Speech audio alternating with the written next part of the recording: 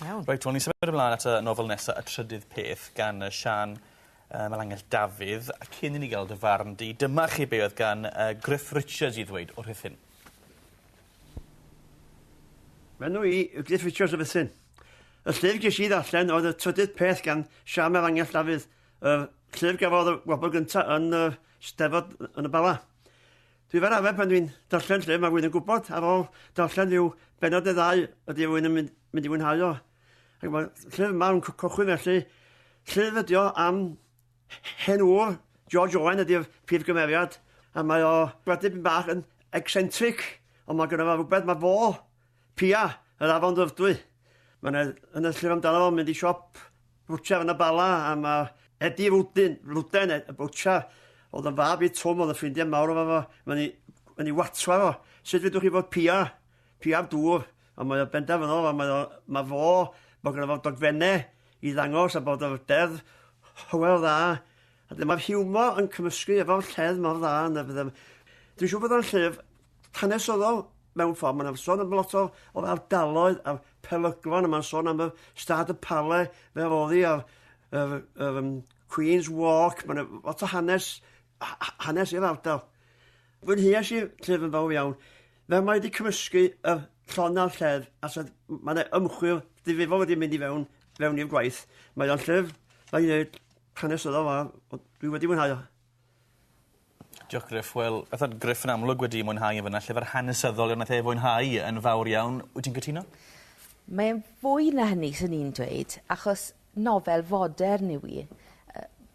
Fe lwyddodd Siân Melangell, fi'n credu, i dwyllo sawl un o'r beirniad, achos enillodd hon y Steddfod y llynedd. Ac oedd sawl un ohonyn nhw'n meddwl, fi'n credu, mai hen ŵr oedd yn sgwennu fan hyn.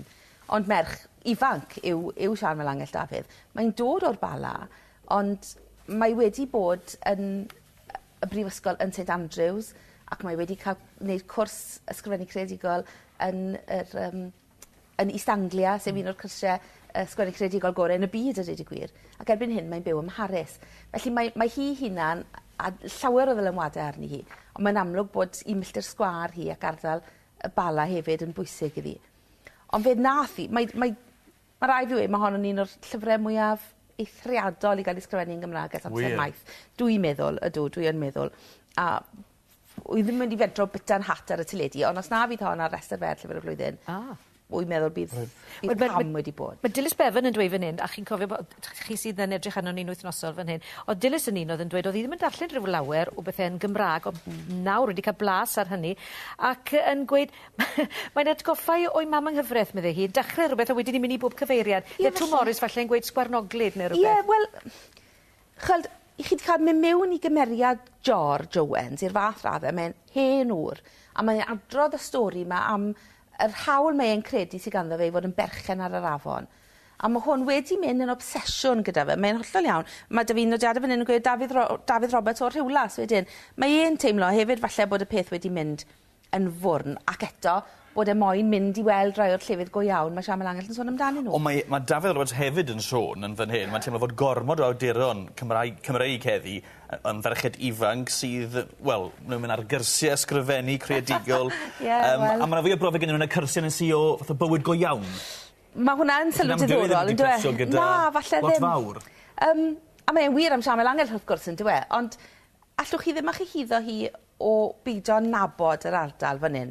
Achos mae'r hyn mae'n neud yn mynd â ni gyda George. Mae George yn benderfynol o nofio'r afon, o'r llygad hyd at y môr. A beth mae'n neud yw roi olwg arno fe. Mae da fi sylw sydd wedi dod i lawn weddol hwyr fan hyn gan Neil Wyn Jones o West Kirby. Chos mae West Kirby ar lannau aber afon Dyfrdwy. A mae e'n dweud, fyddai byth yn edrych ar y Dyfrdwy yn yr un ffordd, a dwi'n falch iawn nes i stico at y dasg o gyrraedd diwedd yr afon. Mae'n amlwg bod hi'n darlunio'n iawn, achos mae Gwyneth Jones o Drefor fan hyn yn meddwl yn hawdd i'w darllen, ac oherwydd i bod hi wedi cael ei magu mewn tre chydig yn fwy na'r Bala, yn gallu uniaethu ar stori. Felly mae'n amlwg bod hi'n dweud y stori'n arbennig. Odi, dwi'n credu bod hi yn. Mae'n gyfrol arbennig. Lot o ymateb i'r gyfrol yma, ie. Ond, lyfli, diolch yn fawr iawn. Croeso.